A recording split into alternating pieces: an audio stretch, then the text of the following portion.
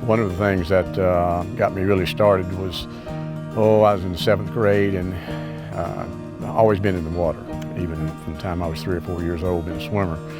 And heard about a boat. And so I hitchhiked and walked from Cross City to Old Town, about 9 or 10 miles, and then went up to where the old railroad bed was. And of course it was still running at that point in time. I was told about the city of Hawkinsville and took my mast fins and snorkel and went in there at the old trestle and swam downstream and kept doing free dives as I was going down to that point to where I was told where the city of Hawkinsville sank. Now the city of Hawkinsville, for those of you who don't know, is not a city that sank on the Suwannee River, which I thought it was. It is a steamship. Yeah, it's a steamship's 141 foot long, 42 foot beam, and built up in Georgia in the town of Abbey, but near the town of Hawkinsville. They were the folks that basically funded the building of that. It plied the Suwannee River there for a number of years, and in the coastal communities from Charleston down to Jacksonville and primarily around Savannah.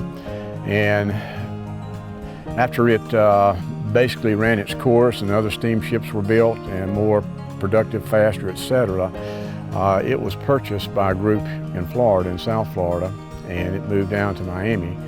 And basically for passenger hauling, and that really did not work out too well. And North Florida was still kind of in the Stone Age. Right.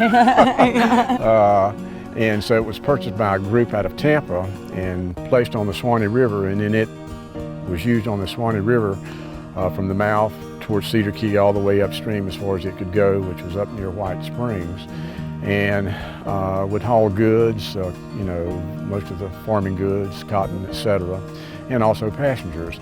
The farming goods lasted and kept it in business until probably the late 1800s. And from that point on, for about the next decade and a half, it was just passengers. In 1914, it was commissioned to help build the railroad trestle that crosses the Suwannee River. Right. And it took about 2 years to complete that job. It was the foundation platform on the water that basically worked with the structure above. And when it completed that project, they pulled it over approximately 200 yards to a dock and tied it up, and it stayed tied up there until 1914, and this was about 10, 12 years after the trestle was completed, and not in use in any way, and it just sank right where they had tied it up, at the completion of the trestle. I'd heard stories about it even as a younger kid, even younger than 12 or 13 as I was at the time, and it always fascinated me, things like that, adventure, something new, something different, always got my attention. And so I went down and dove it and found it and told people about it, but at that point in time, no one really was into underwater sports. We're talking about the 50s, early 50s. Anyway, I'd high school principal at the time. I had 5 high schools in my career, and I'd gotten a nomination form from Tallahassee from the Division of Historical Resources. When we had the nomination, I went and in that process of that program, I had written a grant and received $100,000. So I began putting it together, and one of the first things I purchased was a TV broadcast quality underwater camera. And that was about $40,000 of the $100,000. And caught the Suwannee River, and it's never been like that since, or to my knowledge, ever before. I caught it with 41-foot visibility. Wow. And I mean, that's just unheard of. Yeah, because that's a murky river. No river. range for a couple of years to speak of. The river was down real low.